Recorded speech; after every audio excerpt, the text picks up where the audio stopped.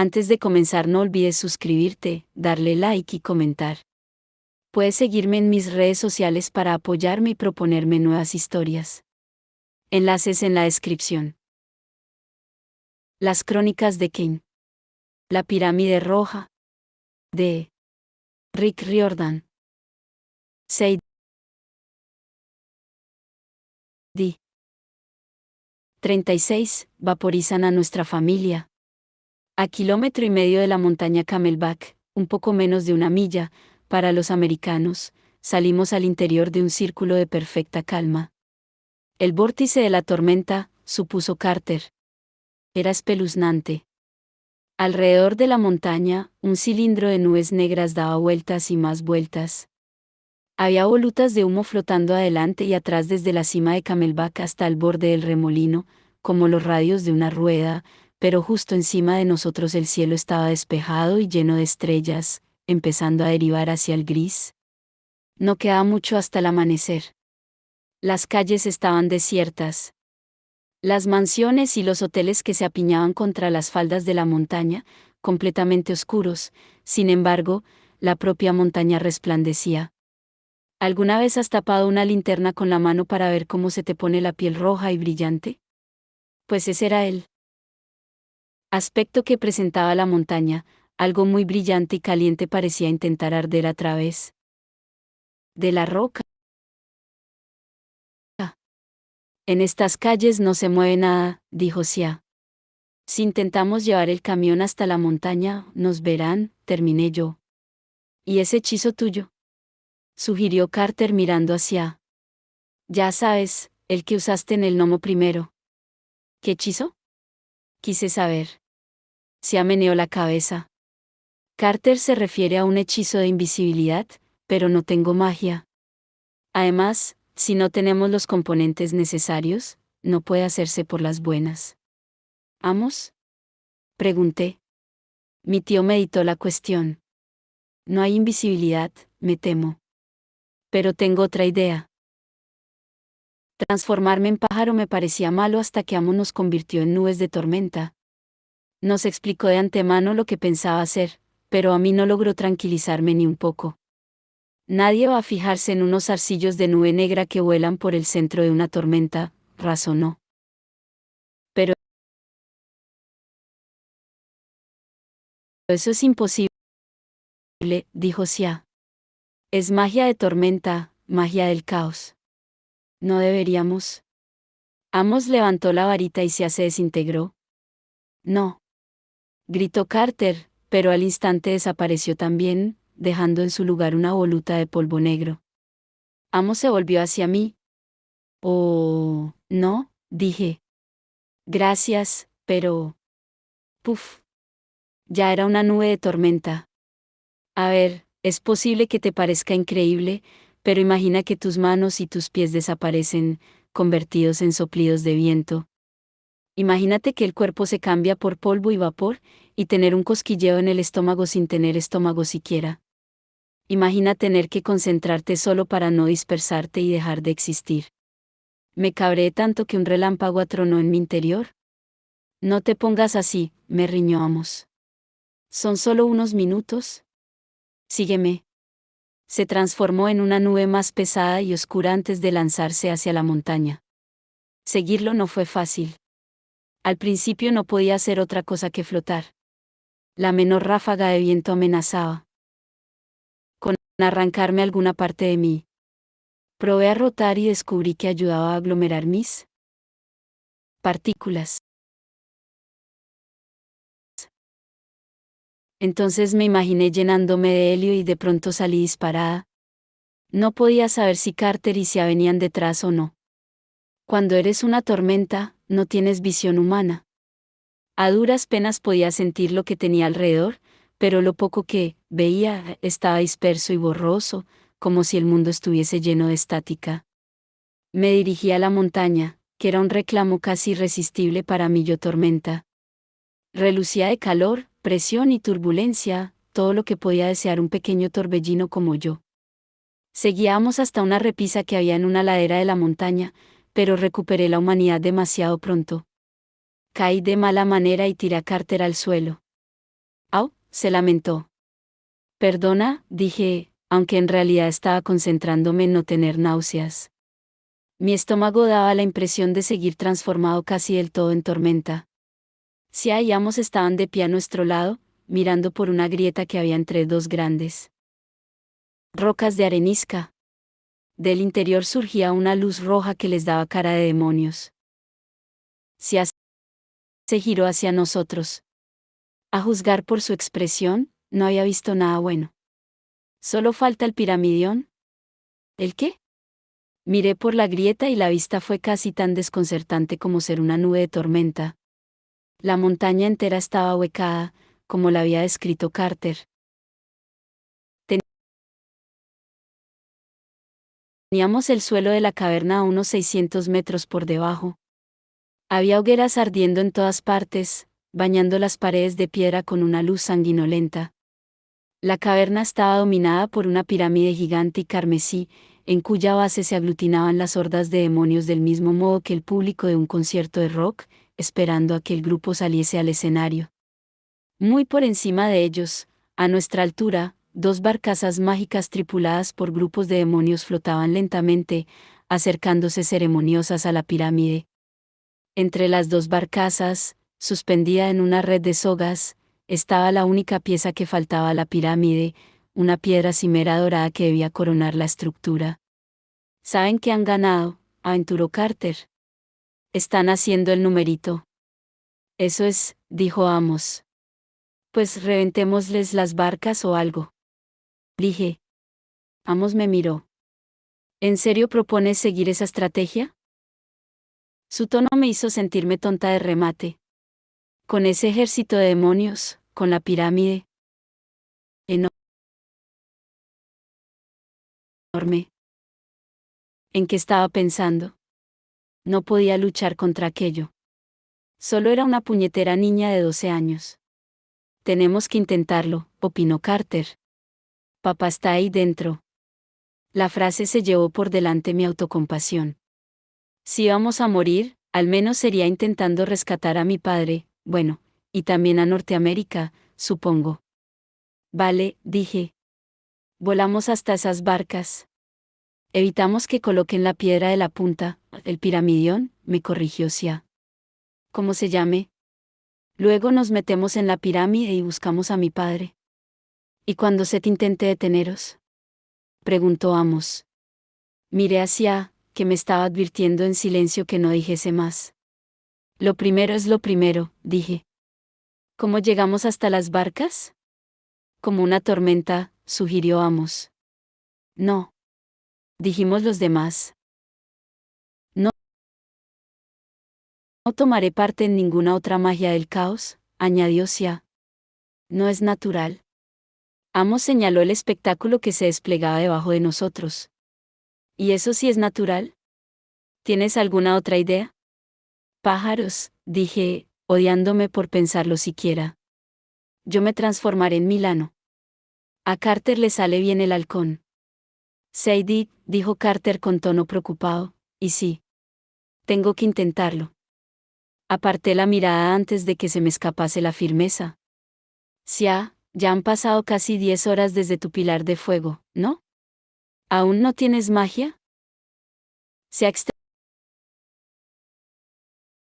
extendió el brazo y se concentró. Al principio no pasó nada. Luego, entre sus dedos chisporroteó una luz rojiza y su cayado apareció en la mano, todavía humeante. Justo en el mejor momento, dijo Carter. Justo en el peor, también, observó Amos. Significa que Jardins ya no tiene que huir del pilar de fuego. No tardará en llegar, y seguro que traerá refuerzos. Más enemigos para nosotros.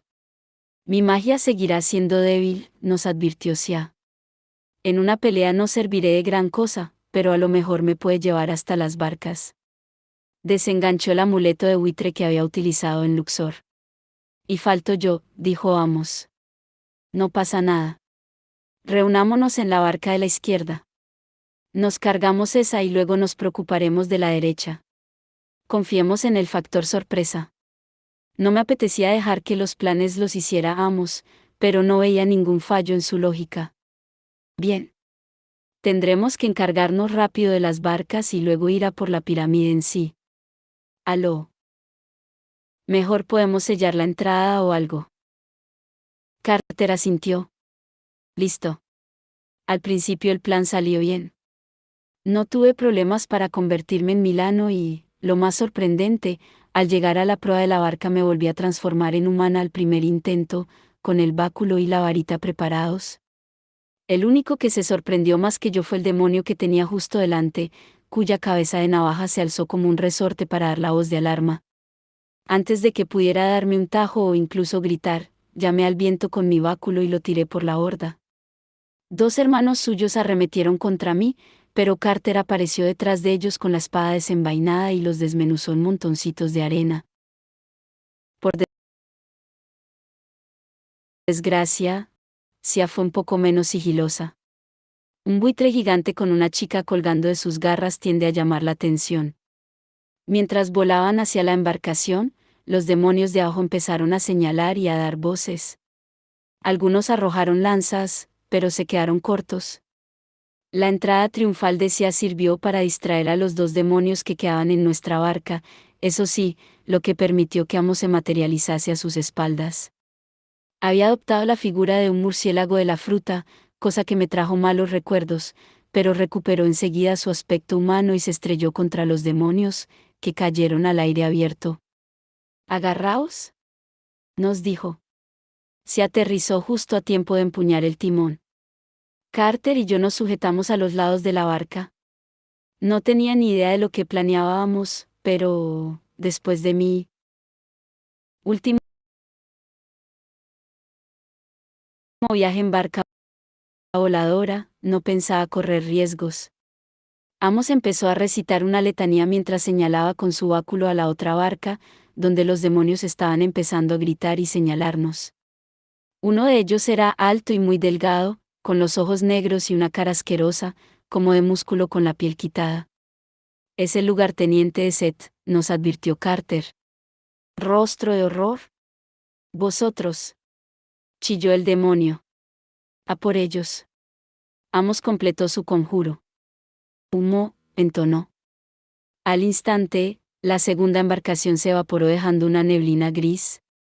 Los demonios cayeron al vacío entre aullidos. La piedra cimera dorada se precipitó hasta que se tensaron las cuerdas de nuestro lado que llevaba atadas y estuvo a punto de voltear nuestra barca. Inclinados a un lado, empezamos a hundirnos hacia el suelo de la caverna. «Carter, corta las cuerdas», grité. Las atravesó con su espada y la barca se niveló, elevándose varios metros en un suspiro y dejando atrás mi estómago. El piramidión se estrelló contra el fondo de la caverna con grandes crujidos y despachurramientos. Me dio en la nariz que acabamos de dejar un buen surtido de tortitas de demonio.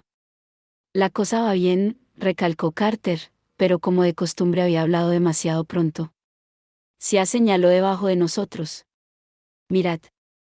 Todos los demonios que tenían alas, un porcentaje pequeño, pero aún así 40 o 50, se habían lanzado por nosotros, llenando el aire como un enjambre de avispas añudas». «Volad hasta la pirámide», dijo Amos.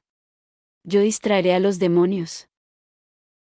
La entrada de la pirámide, un sencillo umbral que había entre dos columnas en su base, no nos quedaba demasiado lejos. La vigilaban algunos demonios, pero el grueso de las fuerzas de Set avanzaba hacia nuestra barca, gritando y arrojando pedruscos, que solían caer y darles a ellos, pero nadie ha dicho que los demonios tengan que ser listos. «Son demasiados», discutí. «Amos, ¿te matarán?» «No os preocupéis por mí», dijo con el gesto torcido. «Sellad la entrada a vuestras espaldas».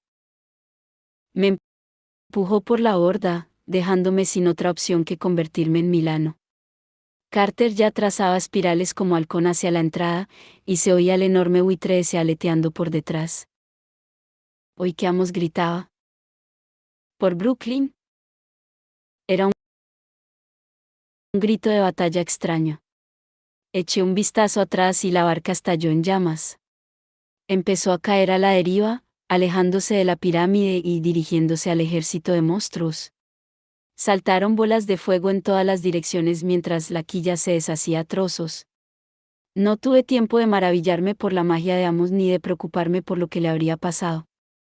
Consiguió distraer a la mayoría de los demonios con sus fuegos artificiales, pero algunos repararon en nosotros.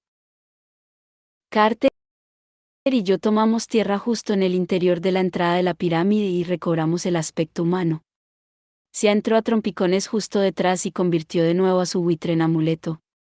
Los demonios nos pisaban los talones, una docena de coleguitas inmensos con cabezas de insecto, de dragón y de diversos complementos de navaja suiza.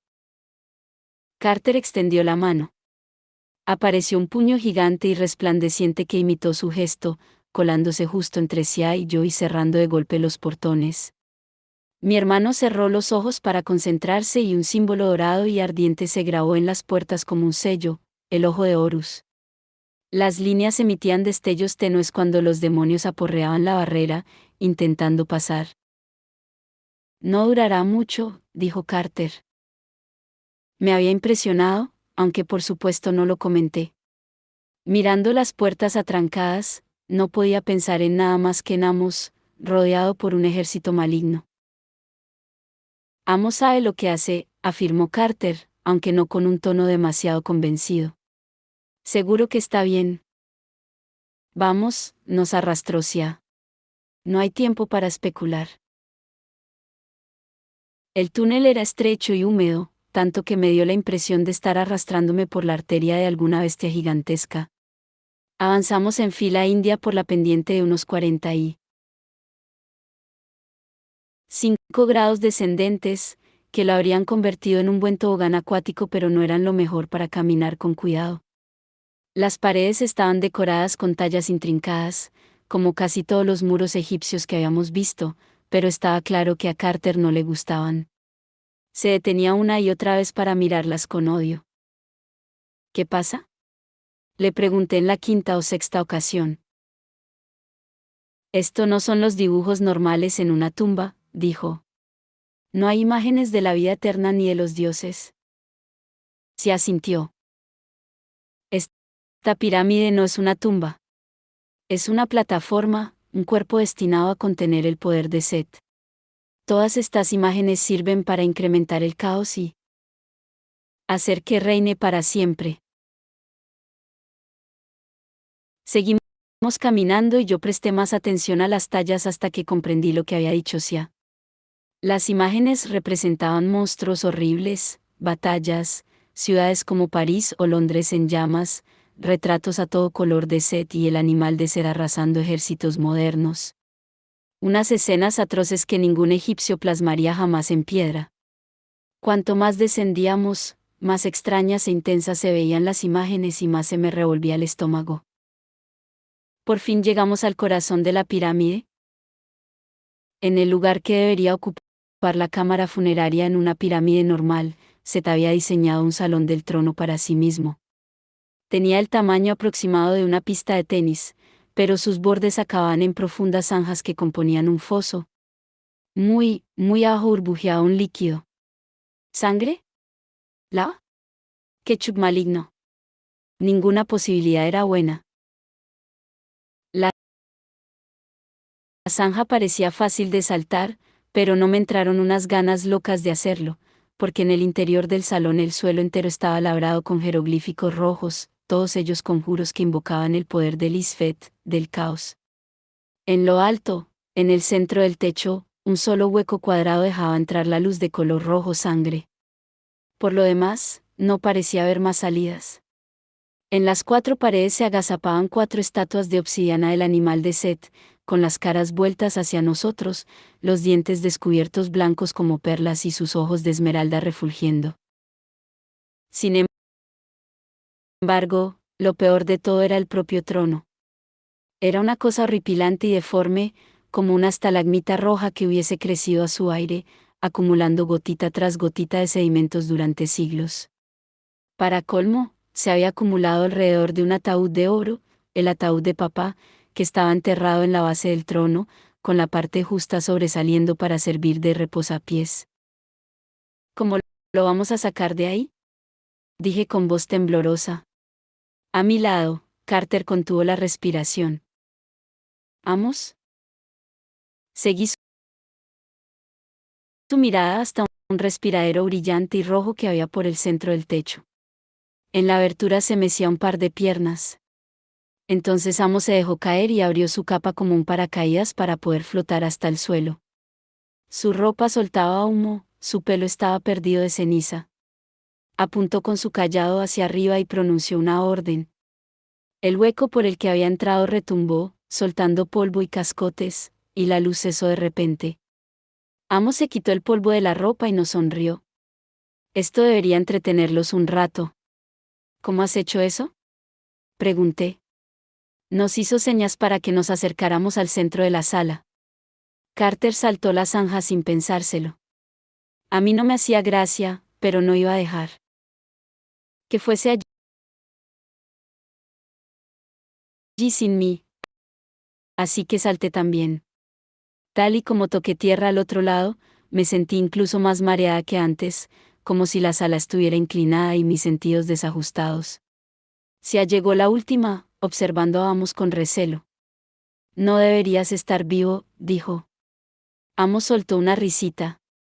Eso ya lo había oído antes. Venga, vamos al asunto. Eso, dije, mirando fijamente el trono. ¿Cómo sacamos el ataúd? Cortando. Carter desenvainó la espada, pero Amos levantó la mano. No, niños. No digo ese asunto. ¿Me he asegurado de que no nos interrumpa nadie? Es hora de que hablemos. Me subió un escalofrío por la columna vertebral. ¿De qué hablemos? De pronto Amos cayó de rodillas y empezó a sufrir convulsiones. Corrí hacia él, pero levantó la mirada y le vi la cara crispada de dolor. Sus ojos eran de un rojo fundido. ¿Corred? Gimió con voz ronca. Cayó al suelo y le empezó a salir un vapor rojizo del cuerpo. Hay que irse. Sia me agarró el brazo. Ya. Pero me quedé mirando, paralizada del horror, como se alzaba el vapor desde la figura inconsciente de Amos y flotaba en dirección al trono, donde adoptó poco a poco la forma de un hombre sentado, un guerrero rojo de armadura ardiente, con un cayado de hierro en la mano y la cabeza de un monstruo canino. Vaya, qué lástima, rió Seth. Supongo que ahora es cuando le toca a recordaros que ya os había avisado.